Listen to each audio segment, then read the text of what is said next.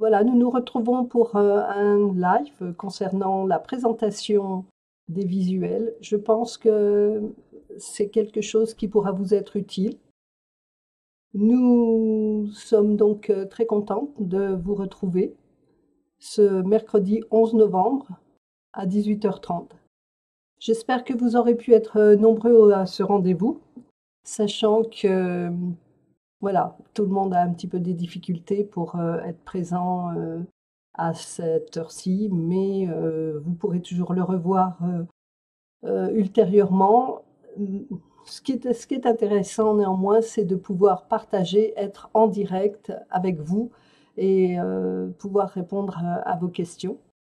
Donc, je vais commencer de présenter au travers donc un document les, les différentes diapositives, sachant que je fais toujours un petit bilan d'accueil. Nous avons toujours nos anciennes élèves fidèles qui continuent et travaillent sur des devoirs et des projets qui deviennent très conséquents, assez difficiles, donc nous pourrons l'aborder à un moment ou à un autre.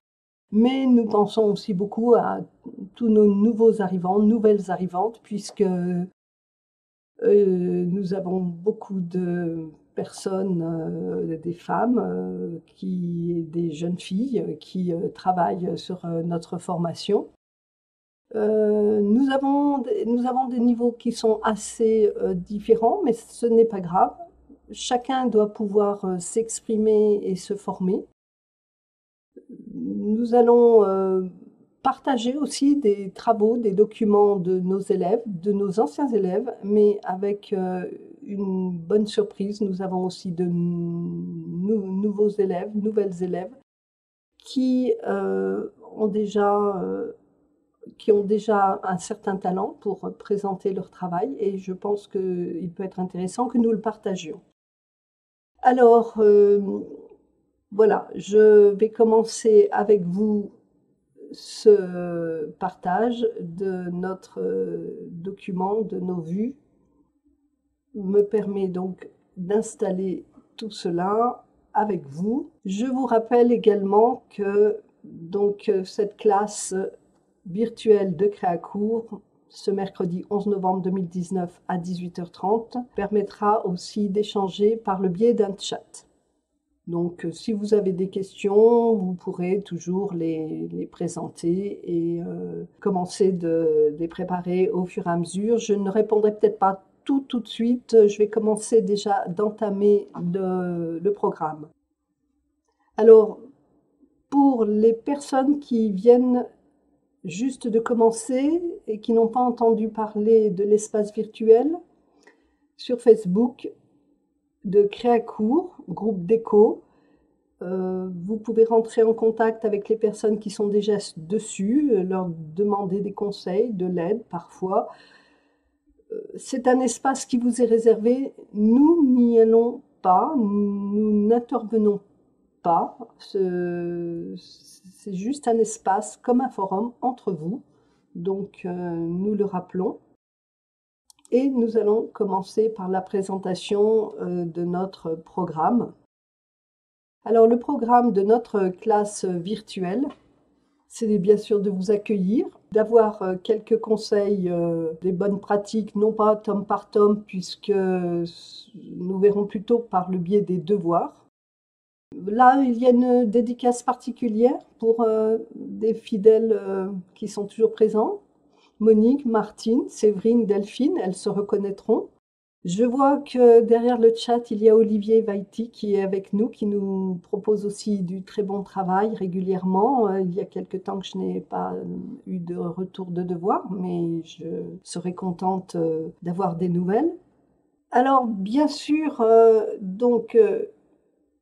je rappelle que vous l'avez sous les yeux, que l'objectif de ce live d'aujourd'hui est bien de présenter le programme suivant. Je m'exprime personnellement, puisque c'est plus une idée qui me semble juste dans le sens que j'ai beaucoup de demandes des personnes et par aussi le biais de l'expérience avec de plus anciennes élèves, le thème de la présentation des visuels n'est effectivement pas abordé dans les leçons, et c'est ce que nous allons voir aujourd'hui. Donc je souhaite vous présenter une étude cas par cas, selon les différents types de devoirs, recherche et projet, en insistant sur les présentations, les méthodologies particulières à certaines études. Nous allons tout simplement commencer par l'étude par devoir, le devoir 1. Alors bien sûr, pour ceux qui en sont au devoir, on va dire 3011-C, le devoir 11, vous allez dire, oh là là, mais ça ne me concerne pas vraiment. Si on regarde bien, et si je retourne sur les devoirs que mes plus anciennes élèves ont fait, il y avait tout de même une démarche un petit peu hésitante. C'est à partir du devoir 2 qu'on a réussi finalement plus à installer une façon de faire. Ça peut quand même donc vous intéresser, et par curiosité, donc les plus anciennes élèves pourront retourner voir leurs premiers travaux et éventuellement faire une sorte d'analyse, une autocritique.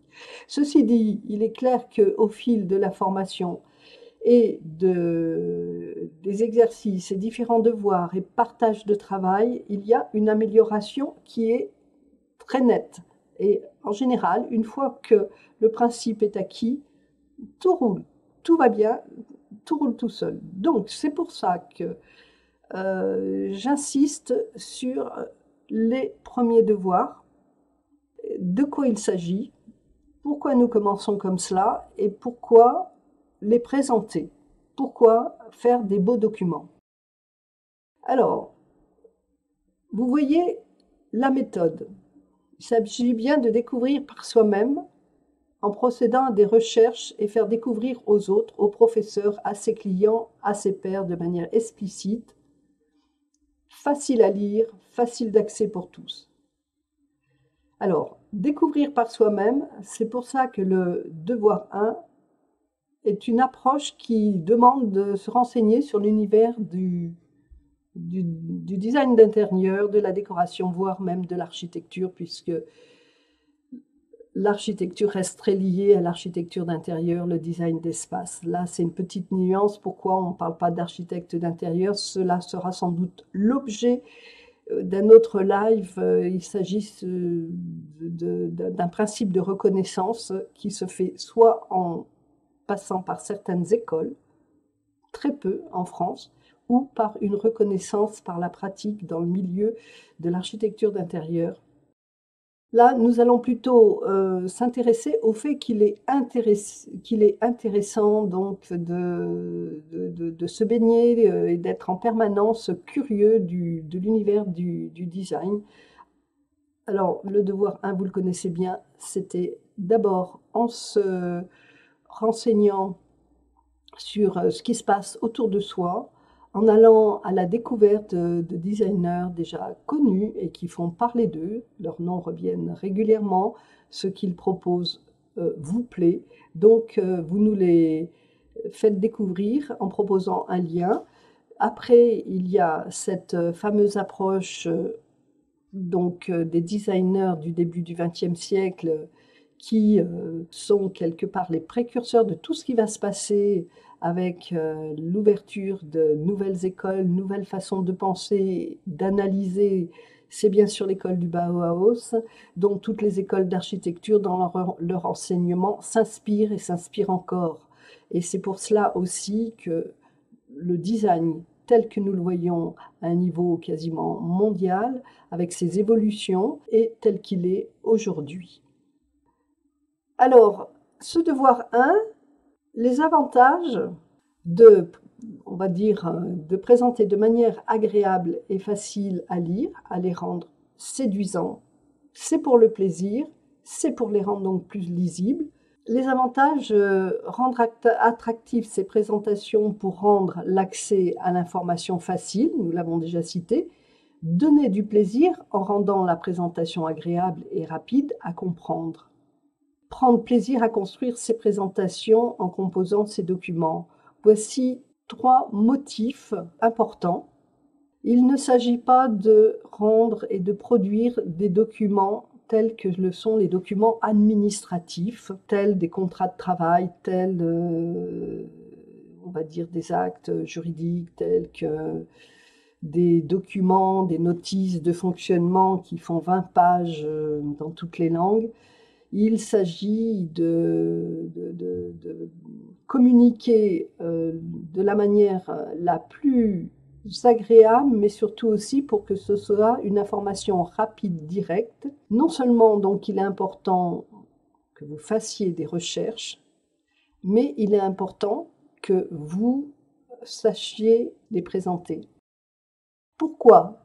Parce qu'un jour ou l'autre, vous aurez à proposer des documents, à les communiquer potentiellement, peut-être, à des futurs clients. Il y en a pour qui c'est sûr, qui ont vraiment l'objectif de s'installer, de se mettre à leur compte. Il y en a qui le font déjà, qui sont déjà en train de s'organiser pour.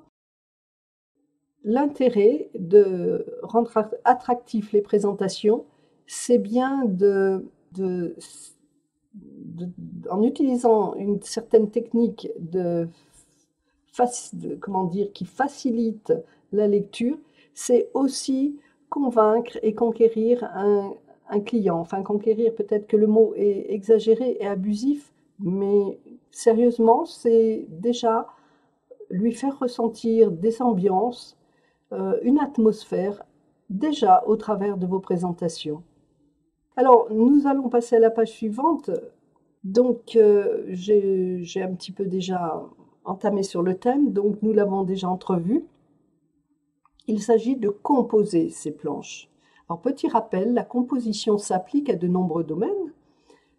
Les premiers appris sont l'écriture, la structure d'un texte et aussi sa mise en page. C'est ce que beaucoup d'entre nous savons faire et beaucoup restent là-dessus. Il n'est pas dit qu'à l'école, on apprenne à présenter un document avec des visuels. Il y en a qui le font spontanément, par mimétisme, parce que autour de nous, la communication se sert beaucoup de jolies compositions et de belles propositions, et même la publicité visuelle au travers des vidéos. Donc, les personnes qui sont dans l'univers et qui aiment le design, souvent s'en inspirent, cela leur donne des idées. Nous avons par exemple à côté donc un travail d'Aurélie Martin qui nous a rejoint depuis peu et qui compose tout simplement avec 2 images, quelques textes, des titres plutôt, plus exactement, une composition très agréable, très séduisante. Vous savez aussi qu'on va composer en dessin, une peinture, on va composer de la musique. Il s'agit de structurer, de mettre en forme. On le fera pour un décor, pour une scénographie, un bouquet de fleurs ou de plantations. Et c'est également chez les paysagistes, c'est un travail de composition, avec des perspectives, des vues. Donc ce terme de composition, nous le connaissons déjà finalement. Il existe, beaucoup le pratiquent, et nous avons souvent l'occasion finalement d'observer des propositions qui sont très structurées. Alors nous, ce que l'on va faire, c'est en fait travailler pour composer tout le travail que nous avons à transmettre. Il s'agit donc de faire une planche de présentation et ensuite plusieurs planches de présentation qu'on appelle plus souvent aujourd'hui visuels, des visuels. En ce moment, c'est le challenge que je vous demande de relever pour ceux qui en sont au devoir numéro 1, concilier recherche et présentation. Donc, je remets ce petit document qui est dans les annexes. Alors, j'en profite pour bien rappeler à tous nos élèves qu'il faut aller régulièrement voir dans la rubrique Mes cours et ensuite les annexes pédagogiques, il y a ce tableau qui est proposé et qui rappelle le mode opératoire, la manière de s'y prendre. Il s'agit de mixer selon une harmonie satisfaisante des textes courts et des illustrations par le dessin, par des photos, le tout de manière aérée, tout en créant une ambiance et un ressenti. Au travers de ces présentations, vous aurez déjà d'une certaine manière, vous allez happer la personne qui regarde le document que vous présentez, s'il est agréable, s'il présente une ambiance, une atmosphère. La personne qui regarde le document, donc en l'occurrence un client potentiel, sera à même de passer du temps, de prendre le temps, de regarder, de poser des questions, de se laisser séduire, d'autant plus s'il s'agit d'un projet qui lui est destiné. Alors, ce devoir 1 permet justement d'apprendre à commencer, de commencer à apprendre plus exactement à présenter vos planches, vos documents et bien sûr petit à petit vos projets. Et c'est cela qui nous intéresse. À partir du moment où vous aurez pris l'habitude de présenter votre travail, vous le ferez sans même réfléchir, cela se fera tout seul. Nous allons continuer. Donc, ce qui est important, c'est ensuite, moi je vais vous présenter des documents faits par des étudiants, mais ce qui est intéressant et ce qui est important, c'est vous de les personnaliser et de proposer votre création, vos propres présentations. Il se trouve que là, vous pouvez déjà voir des travaux de nos étudiants, donc il y a des différences notoires. Certaines de mes élèves se reconnaîtront dans le travail présenté. Tous ont leur intérêt, tous ont leur qualité. Donc vous voyez là, il s'agit de la première partie du devoir 1. Il s'agissait de présenter les designers et de proposer des liens actifs qu'on peut ouvrir à la demande. Voilà, d'autres présentent un visuel, puis repassent plus sur... donc vous voyez, dans la partie du milieu, le texte qui est à côté du visuel, tout cela se suit. Et donc c'est une présentation un petit peu plus fouillée, ardue. Alors bien sûr, vous allez me dire que vous ne voyez pas très bien. Mais ce qui compte, c'est de voir comment on peut présenter globalement, donc là, des visuels, des assemblages de photos, puis ensuite, on revient sur du texte avec des précisions beaucoup plus détaillées. Un autre style de présentation, c'est un autre travail d'une autre élève, encore un autre. Dans tous les cas, il y a un savant mélange. Parfois, il y a une trame de tableau derrière et parfois pas du tout. Ce que je vous engage à faire, c'est déjà connaître vos envies, ce que vous aimez et réfléchir aussi à ce qu'il y ait une communication satisfaisante, à savoir qu'il y ait bien des noms, des titres, des thématiques, le lien et que tout cela soit aéré. Nous pouvons le voir sur ce document qui, curieusement, est très différent des autres, mais très intéressant aussi, qui présente une certaine légèreté.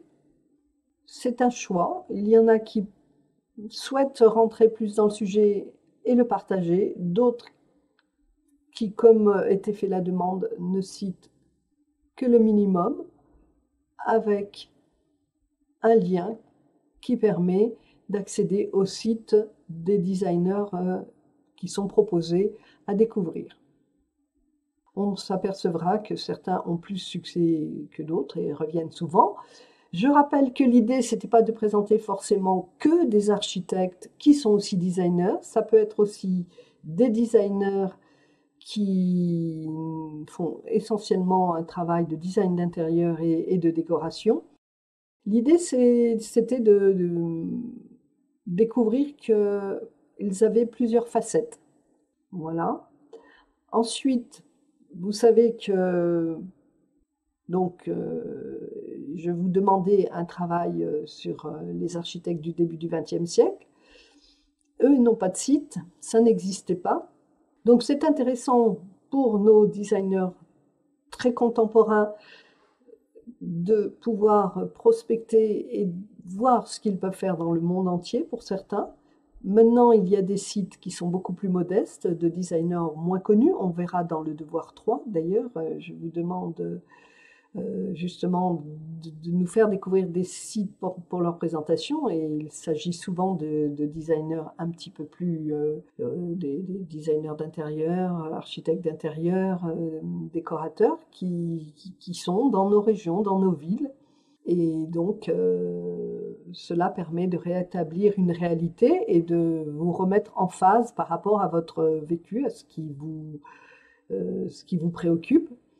Là, l'idée donc de présenter ces designers du début du XXe siècle, je le redis, c'était surtout, c'est quand même par eux qu'on comprend ce qu'il s'est passé, ainsi que l'école du Bauhaus, ce qui s'est passé au niveau décoration. On n'est plus dans des styles qui étaient genre style Louis XV, style Louis XVI, qui correspondaient à une ère, à une royauté, à une période.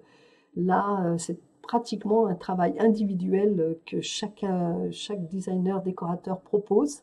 Mais par contre, la démarche est la même.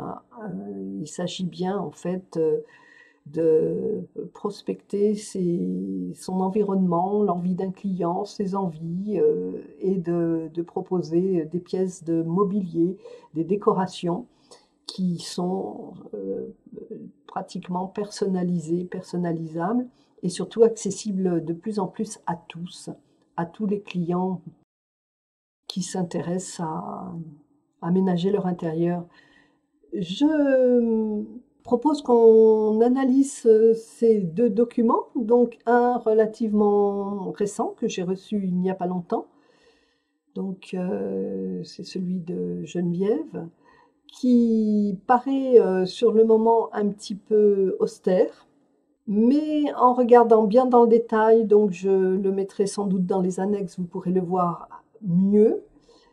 Ce document a l'avantage de présenter le pays, de présenter très rapidement le nom donc du designer, un petit topo à chaque fois pour chacun d'entre eux sur ce qu'ils sont, ce qu'ils ont fait, leur parcours, quelques précisions, et puis ensuite, bien sûr, le lien. Alors, ça aurait mérité peut-être que je vous fasse une découpe morceau par morceau pour que vous puissiez profiter du détail. Je ne sais pas si vous pouvez donc agrandir votre document, votre écran. Moi, je peux le faire. Est-ce que vous voyez mieux comme cela? On découvre Grande-Bretagne.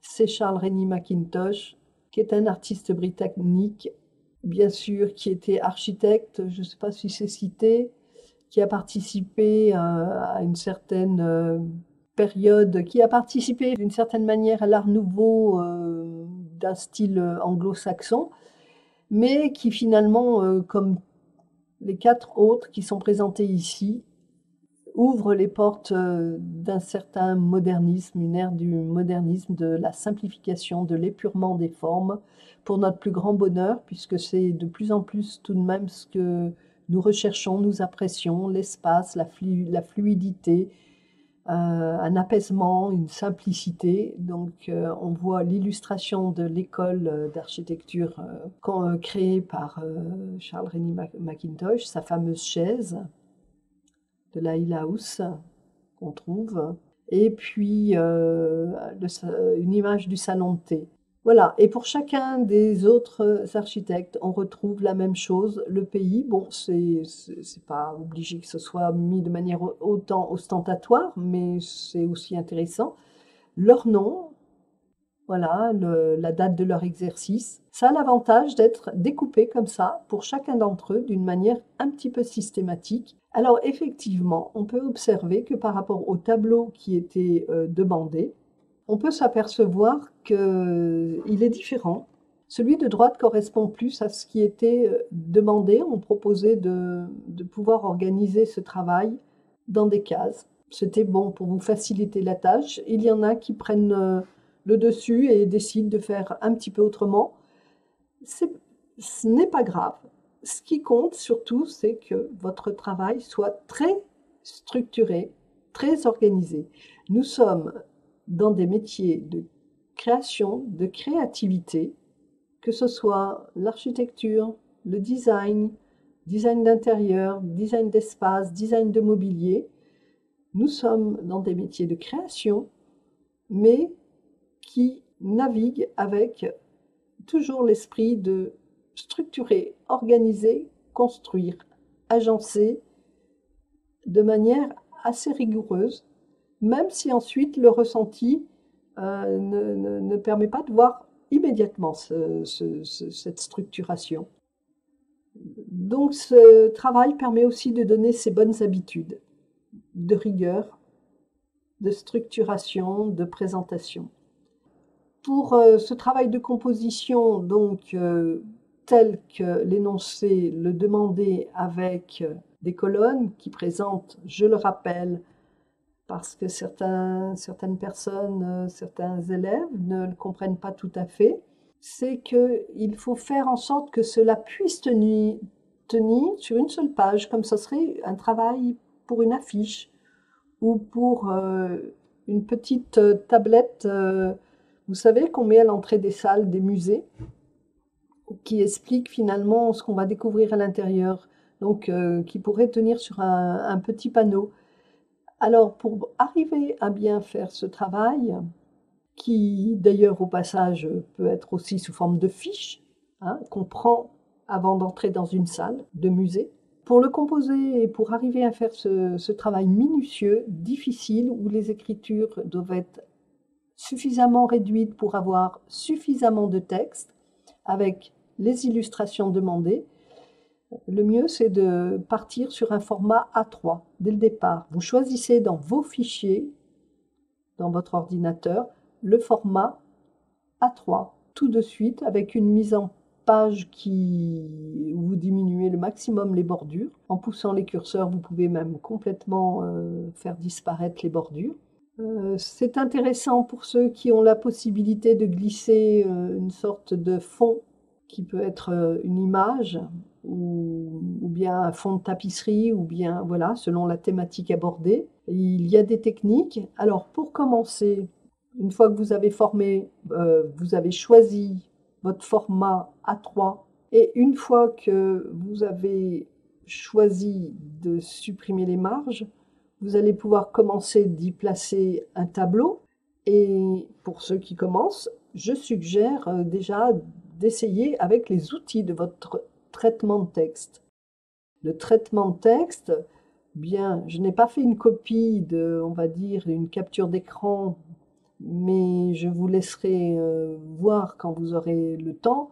Vous l'avez sûrement déjà vu, vous savez que vous avez une série d'outils pour insérer, pour la mise en page. Vous avez, lorsque vous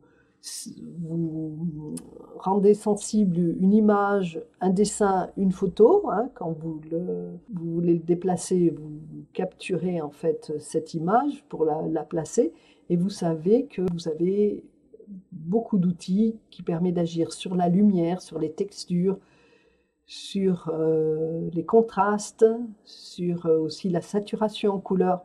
Ça, vous pouvez aussi vous en servir. Vous pouvez aussi vous servir des outils qui permettent de superposer des images. Il y en a une que vous préférez dessus, un petit peu débordant sur une autre. Vous avez des outils. Ça correspond en fait aux petites icônes avec une image de chien sur le traitement de texte Word. Pour ceux qui travaillent sur Mac avec Page, là je ne peux pas vous aider, mais vous pourrez demander à d'autres élèves, peut-être ils sauront vous donner des éléments, et en partageant par Facebook, là vous pouvez communiquer entre vous et trouver de l'aide également. Donc, je peux vous aider pour certains outils sur PC, moins sur le traitement de texte de tout ce qui est document Mac, notamment avec Page. Par ailleurs, il existe aussi pour mettre en page, comme vous le voyez, donc là, il y a des fonds filigranés. Il y a la possibilité de travailler sur des logiciels adaptés pour la mise en page comme InDesign. Et vous pouvez trouver l'équivalent avec GIMP, donc c'est pareil. Nous n'avons pas prévu pour l'instant de prise en main de ces logiciels. Pour l'instant, vous commencez avec le traitement de texte. Quand vous serez un petit peu plus aguerri, on mettra en place la possibilité de vous en apprendre plus sur ces autres logiciels de mise en page. Donc bien sûr, il faut mixer selon une harmonie satisfaisante. Je suis désolée, le satisfaisant est parti à gauche. Des textes courts et illustrations par le dessin, par des photos. Le tout de manière aérée, tout en créant une ambiance et un ressenti. Il s'agit de cela. C'est pour ça que je prends la peine de faire un live là-dessus. C'est-à-dire qu'il va falloir que vous travailliez à créer une ambiance et un ressenti. Nous ne sommes plus sur, je le rappelle, des documents administratifs, scolaires, universitaires. Nous sommes dans un monde de création et la création se situe à tous les niveaux. Bien sûr, il y en a qui se sont vraiment interrogés. J'ai parmi mes élèves quelques-uns qui disaient, mais il s'agit de quoi? Il s'agit de recherche ou de présentation? Eh bien, en fait, on fait des recherches, mais on apprend à les présenter, à les communiquer. Vous pouvez déjà commencer de poser quelques questions. J'en ai quelques-uns qui me font coucou, qui me donnent le bonjour, mais si vous avez quelques questions, je suis prête à les entendre. Alors, j'ai déjà une question de Sébastien No. Est-il possible d'avoir des tarifs négociés? Sur ces applications InDesign, Publisher, Photoshop, pour l'instant, par notre école, non. Mais il faut savoir que avant, il y avait des suites de ces logiciels qui étaient proposés pour être achetés définitivement. Maintenant, si vous allez vous renseigner, il y a des propositions de tarifs mensuels, d'utilisation mensuelle, certaines étant moins chères que d'autres. Pour ça, je vous laisserai vous renseigner et voir ce qu'il en retourne. Non, ce que nous serons amenés par contre à vous mettre en place, c'est plutôt ensuite la possibilité d'une prise en main, même plus que ça, de cours, de leçons qui sont liées à, qui seraient par petites vidéos pour apprendre à se servir de ces logiciels. Alors, ce serait essentiellement InDesign, Photoshop, pas Publisher et d'autres logiciels de dessin. Mais pour l'instant, ce n'est pas encore tout à fait d'actualité. Ce que je vous recommande, c'est vous pouvez essayer de... Alors pour l'instant, les licences étudiants, non, vous n'avez pas le statut d'étudiant, vous êtes élève. Justement, ça n'ouvre pas à certains droits étudiants. Ceci dit, ça peut être éventuellement négocié, donc vous serez informé ultérieurement. Mais pour l'instant, il n'en est pas, ce n'est pas d'actualité. Ce que je vous encourage à faire, c'est aussi à essayer des logiciels ouverts à tous, hein, comme GIMP. Vous avez GIMP, vous avez Scribus, enfin ils sont tous présentés dans les leçons, qui sont des équivalents qui vous permettent de faire de la mise en page et du tracé vectoriel. Bon, pour l'instant, le tracé vectoriel, nous n'en avons pas besoin. Nous allons ensuite faire un petit point focus. Donc sur l'intérêt aussi, non seulement de présenter vos documents, mais de bien penser qu'il faut mettre des renseignements nécessaires et utiles pour tous les documents que vous produisez. Alors, je ne l'ai pas écrit sur les différents feuillets, là, que je vous présente, mais il faut bien avoir conscience que tout document produit par vous est votre propriété. Personnellement, moi, je laisse vos noms j'ai demandé la possibilité aux élèves de bien vouloir nous partager leur travail pour en faire profiter d'autres élèves, pour ceux qui viennent juste d'arriver, pour ceux qui ont plus de difficultés aussi à se projeter dans tout ce milieu, ce monde, cet univers de présentation. Je ne veux pas non plus qu'on rentre dans des considérations de design graphique. Bien sûr, on pourrait le faire, mais il s'agirait d'une formation à part entière. Là, il s'agit surtout que vous ayez l'envie, le goût et l'intuition pour bien présenter vos documents. Il y a néanmoins quelque chose de très important, donc c'est que toutes les planches que vous allez réaliser, que ce soit des planches de recherche ou pour vos projets, c'est qu'il faut donc qu'il y ait bien votre nom, votre prénom.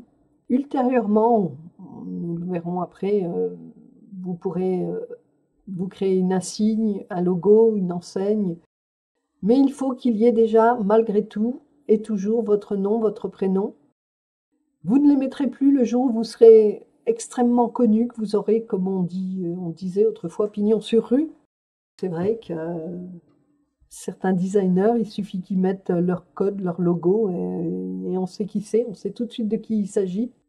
Nous n'en sommes pas encore tout à fait là. Donc c'est important d'avoir le nom, le prénom, le titre du projet sur lequel vous travaillez et le nom de la planche. Alors pour l'instant, ce qui nous préoccupe, ça pourrait être la planche concept ou brief de départ ou autre.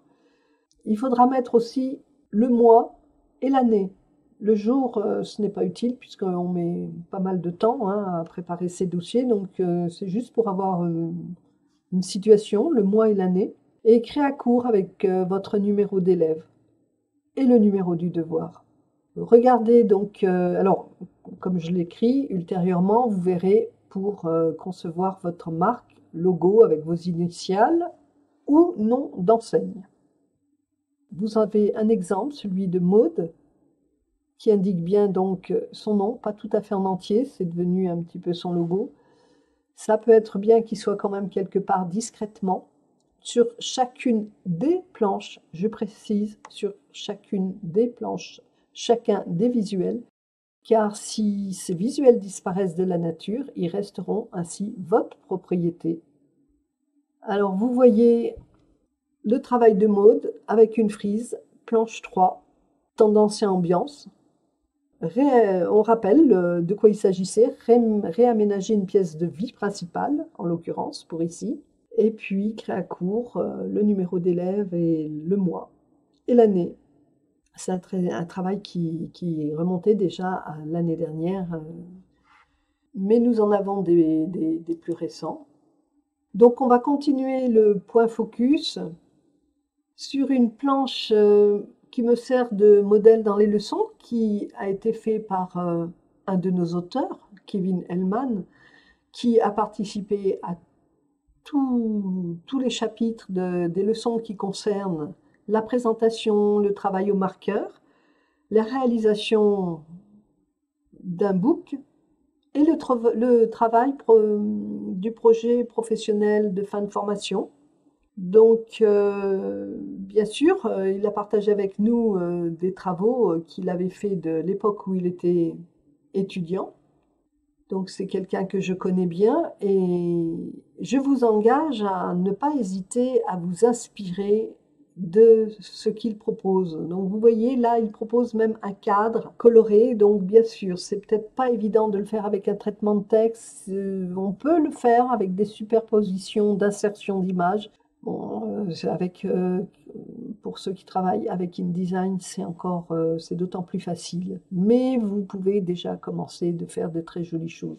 Donc on rappelle, là il se trouve qu'il y a déjà son logo, Working Espace Coworking. Working, c'est le nom de l'espace de coworking qui est dessous. Il s'agissait d'une planche concept. Bon, concept est au pluriel parce qu'il y a plusieurs concepts. Et son nom, et la pagination. Si à gauche, là, vous avez une autre façon de présenter. Quand c'est en longueur, on va parler de frise. Quand ce sont des petits pavés comme cela, on va parler on va dire, des fois de bannières. Des fois, on va parler bon là, c'est limite un logo tout seul. Donc, nous allons également aborder, on le verra plus tard, l'histoire de ces différentes planches concept. J'en profite puisqu'elle est sous nos yeux de rappeler qu'il faut bien mettre que le titre des concepts choisis accompagné d'une image, en colonne ou en mosaïque. Là, nous passons sur un autre exemple. Il s'agit d'un extrait du projet professionnel de formation, ce qui explique qu'il y a 44 planches. En général, elles sont très aérées, donc c'est pour ça aussi qu'elles sont nombreuses. Elles peuvent être destinées à être présentées à un jury. Je rappelle que le projet professionnel de fin de formation vient parmi les derniers devoirs et que c'est un projet sur lequel vous allez travailler personnellement en choisissant le projet, le lieu et l'aménagement à faire. Là, il s'agissait donc d'une planche intermédiaire qui était une proposition de plusieurs possibilités d'aménagement d'un étage destiné à devenir un bar à vin avec 3 aménagements. Alors vous avez le bas, mais vous avez aussi l'étage. Il se trouve que en fait, donc cet ancien salon de coiffure est destiné à devenir un bar à vin, avec aménagement plus ou moins en duplex, c'est-à-dire qui communique, un effet mezzanine, avec un effet mezzanine, le bas et l'étage. Alors, pour ceux qui commencent juste, pour le devoir numéro 2, nous y viendrons, ces 3 étapes de recherche ne sont pas demandées. Vous les faites de votre côté, éventuellement au brouillon. Vous cherchez des idées, vous griffonnez, vous dites je vais aménager comment, la chambre, mon séjour, où est-ce que je mets ceci. Donc vous pouvez faire plusieurs essais, mais c'est vrai que la présentation n'est pas demandée. Pour les autres devoirs, un petit peu plus tard, ce travail de recherche est demandé d'être présenté. Certains élèves se reconnaîtront puisqu'ils ou elles sont passés déjà par là. J'en profite un petit peu pour parler à 2 niveaux. J'ai besoin de communiquer donc ce sens à donner de présentation aux nouveaux élèves, mais également pour les anciennes, parler aussi de ce qu'ils font. D'autres choses donc que je peux dire, vous pouvez personnaliser et vous rendre compte que voilà, l'idée du bar à vin, on trouve des taches de dessous de verre. La place est libre pour la création. Vous pouvez donc voir de nouvelles propositions d'autres élèves qui se reconnaîtront également avec des frises différentes.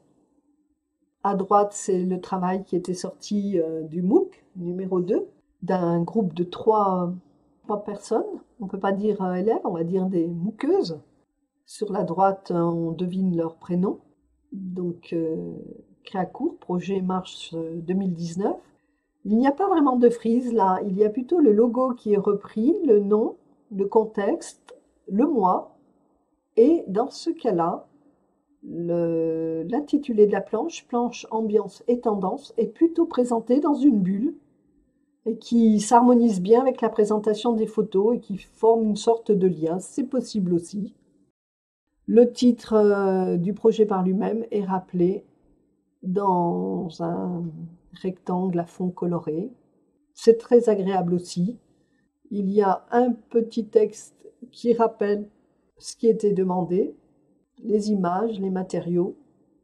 Donc là, il s'agit de l'ambiance et de la tendance recherchée. Donc, tout le monde se reconnaîtra dans le type d'exercice. Tout au-dessus, un extrait de frise de Delphine qui met son logo néanmoins tout au bout. Elle rappelle même donc bien comme il faut de quel devoir il s'agit. C'est le devoir 11 de coaching déco. Il s'agissait de la planche process pour la chambre parentale. Son appellation aussi, qui correspond à son enseigne, Delphes Intérieur, par Delphine Blanchard, numéro d'élève pour Créacourt 2019. Voilà qui doit pouvoir vous inspirer. J'espère que cela vous permet un petit peu mieux de voir ce qui se passe au niveau de nos différents élèves. Alors, est-ce que par rapport à cela, vous avez des questions? Peut-être pas. Il y en a qui maîtrisent déjà très très très bien ces techniques. Comme je le dis, au fur et à mesure des devoirs, il y a une expérience qui s'installe et une aisance qui fait que maintenant, au bout d'un certain nombre de devoirs, on va dire à partir du devoir 4, une capacité à présenter qui s'affine. Alors, ici, nous allons parler du devoir 2. Donc, l'objectif du devoir, je le rappelle, c'est de se confronter à un premier projet, le présenter de manière simple et optimisée en 4 planches. Donc, il s'agit pour vous d'envisager un aménagement simple avant même d'avoir toutes les clés de la formation. Cette première étude vous aidera à poser les bonnes questions pour vous-même. Et en faisant ce petit projet, qui peut-être pour vous paraît déjà beaucoup de travail, j'ai eu le témoignage d'une élève cet après-midi, mais la question c'est en faisant et en cherchant donc un nouvel aménagement et en cherchant à bien présenter ce travail d'aménagement, que devrais-je apprendre et sur quoi faudra-t-il m'entraîner? Parce que en faisant une première expérience, on se pose certaines questions. Comment faire un plan simple, un croquis de plan? Ou déjà, comment dessiner une perspective? Comment dessiner avec un logiciel? Alors pour l'instant, je demande que ce travail soit présenté avec les outils que vous avez pour l'instant. Il ne s'agit pas non plus de vous précipiter à vouloir tout apprendre d'un seul coup avec un logiciel. C'est un travail, ce devoir 2, qui permet en fait de faire le point. Il s'agit aussi donc de composer une présentation avec le traitement de texte ou autre. Ça aussi, il y en a pour qui cela représente une difficulté. Pour ce devoir, il ne s'agit pas du tout de commencer avec SketchUp. SketchUp, normalement, la prise en main n'arrive qu'avec le devoir avec la leçon numéro 20. Si vraiment vous êtes très pressé d'utiliser des logiciels, dans ce cas, rendez-vous directement à la leçon 20. Pourquoi nous ne l'avons pas mis dès le début? Parce que pour nous, il est important que vous passiez par l'étape faire un dessin à la main, s'entraîner à faire des croquis, s'entraîner à faire des esquisses. Certaines personnes commencent la formation et maîtrisent déjà les logiciels de dessin. Alors bien sûr, je vous présente des documents qui sont beaux parce qu'ils présentent du travail avec des perspectives et des dessins qui sont issus de logiciels. Donc, moi, ce que je vous demande plutôt pour toutes les nouveaux élèves, c'est de faire avec les moyens du bord, par des croquis, d'essayer de dessiner, de représenter ce que vous avez envie. Vous pouvez utiliser la technique du montage, collage. Vous représentez votre pièce, vous découpez du mobilier que vous souhaitez mettre. Ça aussi, on apprendra à le faire dans le devoir 20 on va dire, en utilisant son traitement de texte et en détourant les objets, le mobilier, comme lorsqu'on prend une paire de ciseaux et que l'on veut ne récupérer que la photo d'un siège, d'un lit, d'un tapis et les placer pour... À l'origine, c'était comme ça que finalement les dessinateurs, designers d'intérieur travaillaient. Donc, rassurez-vous, pour utiliser SketchUp, il y a une vraie prise en main. Il y a quelques petites astuces que vous découvrirez dans la leçon et il faut en passer par là. C'est pareil, ultérieurement, il y aura la possibilité d'approfondir les techniques d'utilisation de ces logiciels qui sont quand même un petit peu complexes. Je pense que, alors j'ai quelques témoignages, je vais vous en faire part. C'est qu'il y a quelques élèves qui se sentent rassurés de ne pas avoir utilisé des logiciels tout de suite. J'ai aussi donc des personnes, des élèves qui me témoignent que c'est difficile aussi à la main et que c'est difficile aussi d'utiliser le traitement de texte de Word. Mais c'est normal lorsqu'on n'a pas trop l'habitude. Justement, ce travail de composition permet de commencer de chercher les outils. Il faut savoir que le travail de représentation, de design, au départ, dans la période de formation, est dévoreur de temps. Une fois qu'on a la maîtrise, ça va très très très très vite. On peut faire les choses très rapidement à partir du moment où on est bien organisé, à partir du moment où on a ses ressources et ces documents qui permettent d'illustrer. Il y a une grosse recherche à faire sur le net, mais c'est ce qui fait partie aussi du plaisir de la formation. Cela permet de vous enrichir. Alors, j'ai une question de Lou qui me dit que pour la première partie du devoir 3001, la présentation demandée est-elle la même que pour la partie 2? Non, pas forcément. Non, chaque partie peut être, pour le devoir 1, présentée tout à fait différemment. D'ailleurs, est-ce qu'on peut revenir dans ce cas en arrière sur les présentations du devoir 1? Voilà les présentations concernant les auteurs. Voici les présentations encore concernant, alors là, cette fois-ci, concernant les designers. Et encore avant aussi, concernant les designers. Et sur la droite, c'est plutôt la dernière partie concernant le Bauhaus et les designers internationaux influencés par le Bauhaus. Alors, je vais vous montrer tout cela. Alors voilà, vous voyez, là, il s'agit pour les designers actuels, présentés de manière très différente selon les élèves. Je reviens encore un petit peu donc sur une autre façon de présenter de manière beaucoup plus épurée, que vous voyez là, avec le lien actif que moi je peux ouvrir, je peux aller voir les sites que vous me proposez, ce qui fait que c'est très riche, vous proposez comme ça des documents très riches, et puis à nouveau retour sur le fameux tableau concernant les designers, architectes, designers, créateurs, on ne les appelait pas encore designers à l'époque, du XXe siècle, les voilà. Petit rappel, ça peut être intéressant que les photos que vous utilisez, vous en communiquiez les sources, soit sur une feuille annexe, soit sous la photo, si possible en écrivant tout petit, en réduisant. Alors il y a une astuce, hein, pour ceux qui sont sur des fichiers Word, il y a moyen de choisir pour la police de caractère, à diminuer jusqu'à 3 en tapant le chiffre, qui n'est pas proposé d'ailleurs, qui n'est pas proposé dans la taille de police de caractère. Dans d'autres cas, ça ne fonctionne pas. Si on travaille par exemple sur un Drive et les Google Docs, ça, on ne peut pas le faire. Je ne sais pas avec Page. Maintenant, c'est pour ça que je préconise de composer et de structurer vos travaux sur des planches A3.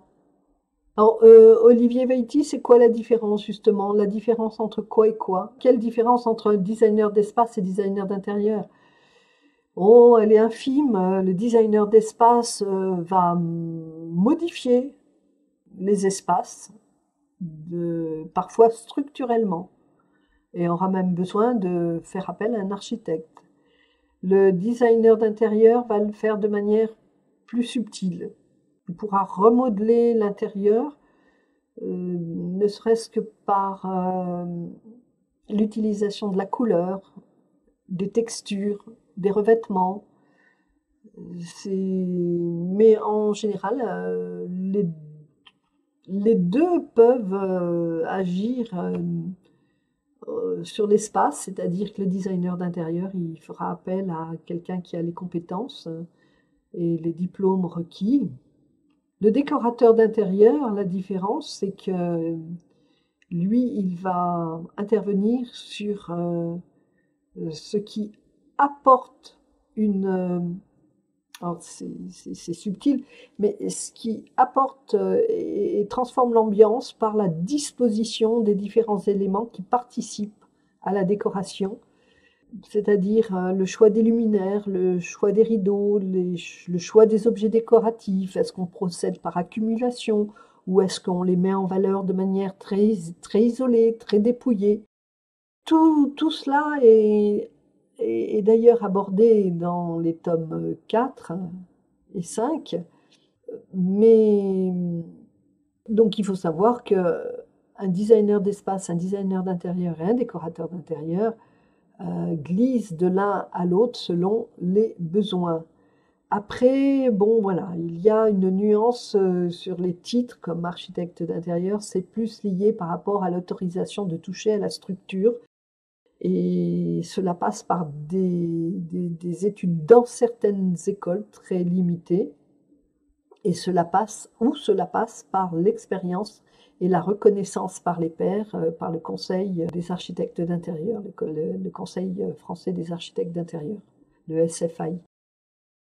En général, au bout d'un certain nombre d'années d'expérience et lorsque il peut être démontré que plusieurs projets ont été menés à bien et de manière très satisfaisante et qu'une clientèle est en train de se constituer.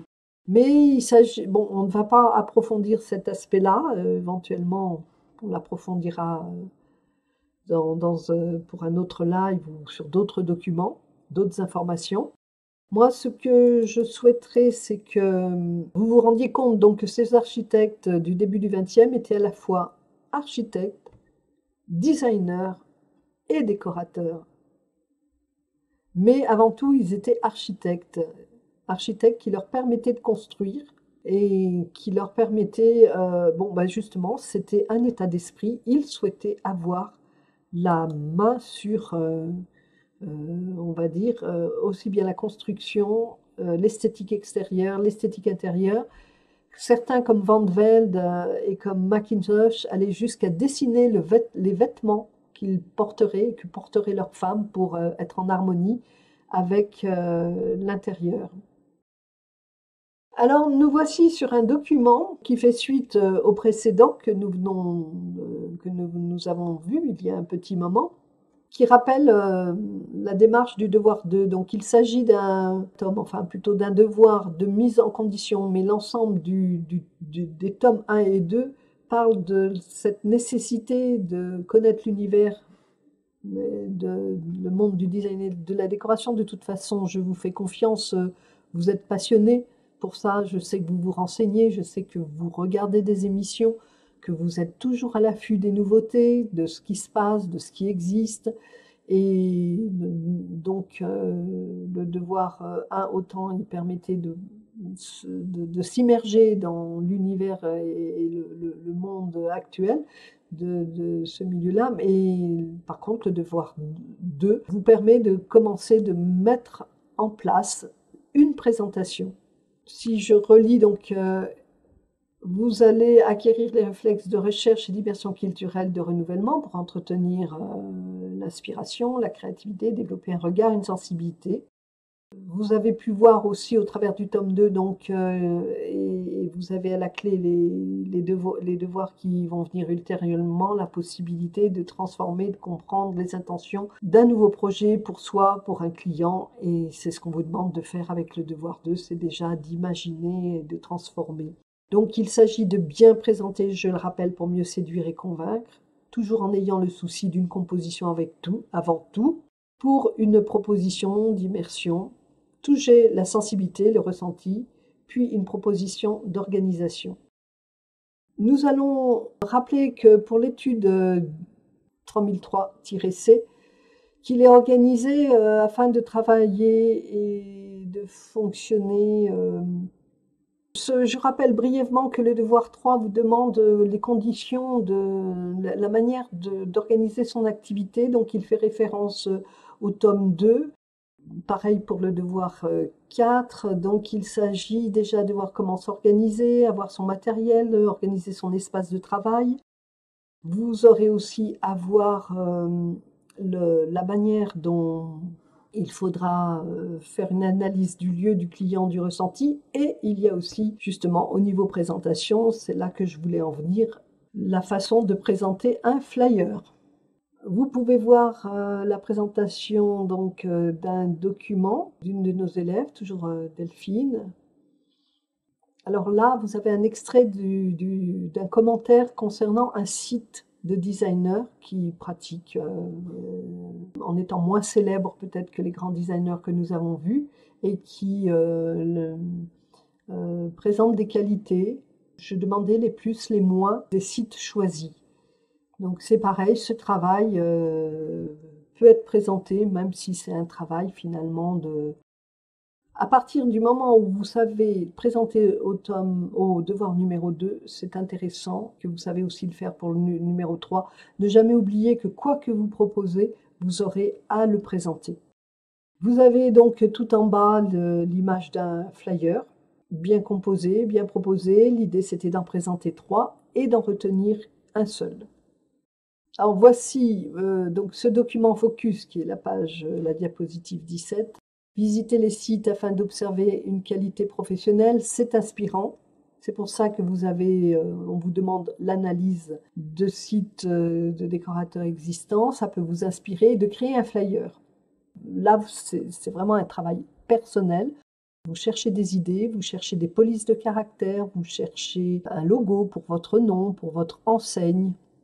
Vous essayez, vous faites pour le mieux. Il s'agit de trouver des belles images, un fond, de vous dessiner un logo ou de vous le composer. Faites-vous plaisir surtout, ça c'est le leitmotiv qui revient régulièrement. J'aurais souhaité vous parler un petit peu du travail de dessin.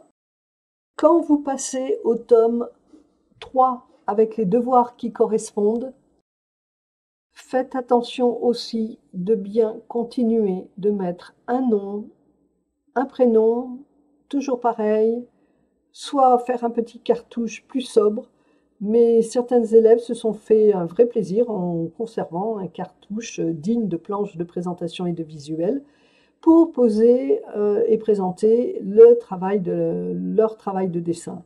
Là, voilà, c'est un extrait du fameux travail sur l'escalier. Essayez d'aller voir, j'essaierai de mettre des annexes qui pourront un petit peu plus vous guider pour la finition de certains devoirs comme celui de l'escalier qui est un petit peu compliqué. Là, vous en avez un petit aperçu. Il s'agit d'être vigilant, que le dessin que vous scannez soit bien d'aplomb par rapport à la feuille. Ça paraît un petit peu simpliste comme explication, mais je ne vous cache pas que lorsque vous passerez à la maquette et que vous aurez votre relevé à produire, n'oubliez pas que le relevé des lieux, il s'agit de faire un dessin vide, nu, avec les traits de cotation, sans cotation encore, et qu'au moment où vous allez relever votre pièce, votre état des lieux, vous remplirez au fur et à mesure un document qui aura déjà des lignes de cotation et où il n'y aura plus que les mesures à mettre. Cela demande un petit peu d'organisation. Après, il y a des questions pratiques qui reviennent, variables selon les personnes. Nous avons déjà vu cela dans les précédentes classes virtuelles. J'aimerais y revenir, notamment par exemple le dessin qui est sur la droite et qui représente la chambre, une sorte de chambre d'enfant avec des placards sur la droite et le lit.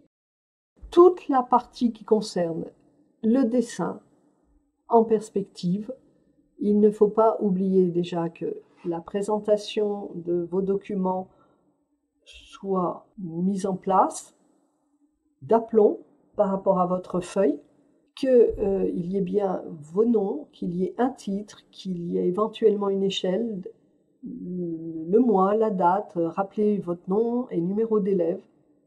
Il est demandé de refaire le plan de la chambre et une petite coupe que vous avez déjà sur le modèle. Il y en a beaucoup qui ne pensent pas de remettre ce dessin, donc je suis obligée de leur redemander. Alors bien sûr, je suis un petit peu exigeante, vous allez dire, mais c'est parce que c'est un travail qui, pour les premières perspectives que certains font, qui est important, qui permet de voir la chambre vue de dessus et la chambre vue à l'intérieur. Vous avez aussi à droite quelques documents qui sont validés, qui sont bien faits, bien présentés, bien renseignés, de manière plus sobre. Et vous avez aussi le travail du logiciel. Alors le dessin avec logiciel, c'est pareil, il faudra apprendre quand vous faites la modélisation, on appelle ça la modélisation, que vous montrez vos volumes, que vous les aménagerez avec SketchUp, là en l'occurrence, c'est le modèle. Donc le plan avec SketchUp, il y a une petite manipulation à faire pour faire disparaître les murs que l'on voit autour du plan. Avec les outils, on voit les petites maisons vues dessus, de face, de côté, qui correspondent à des vues projetées. Donc, en lisant les leçons, vous allez bien apprendre tout ça. Je voulais vous recommander que pour certains, si c'est utile, de ne pas hésiter à aller voir déjà le tome 7, où il y a un approfondissement des techniques. Il se trouve qu'il y a beaucoup d'informations quand même à donner pour toutes les personnes qui finalement commencent, qui débutent la formation. Et je le rappelle, il y en a qui sont déjà très à l'aise, il y en a d'autres qui ont un petit peu plus de difficultés. Il fallait que je revienne sur ce problème de présentation qui est assez récurrent. Il y a des hésitations qui m'obligent à faire retourner et à renvoyer donc pour amélioration. Ceci dit, il faut bien le prendre, c'est très formateur. Mais je pense que pour les devoirs qui suivront, nous opterons pour d'autres présentations. En conclusion, globalement, apprenez bien à présenter avec le devoir 1, 2, 3, 4, et après, vous serez lancé. Tout ce que vous ferez ultérieurement devra être également bien mis en place, mis en forme avec vos noms, le mois, l'année, les renseignements, le titre du projet. Et puis, bien sûr, toujours garder en tête que tout ce que vous proposez, donc tout ce qui sera proposé devra être de qualité pour devenir un travail professionnel. Ne vous inquiétez pas pour les personnes qui débutent, c'est un travail de mise en place sur 4 devoirs. Ensuite, cela deviendra un réflexe. Les plus anciennes élèves pourraient vous le dire qu'effectivement, tout se précise et devient plus facile. Et je rappelle quand même que c'est une formation qui demande un investissement. Il ne faut pas vous décourager. Envoyez-moi un message, donnez un petit signe par téléphone si c'est nécessaire, par chat. Je suis là pour vous encourager et vous remercier de votre investissement. Voilà, je vous dis au revoir et à très bientôt.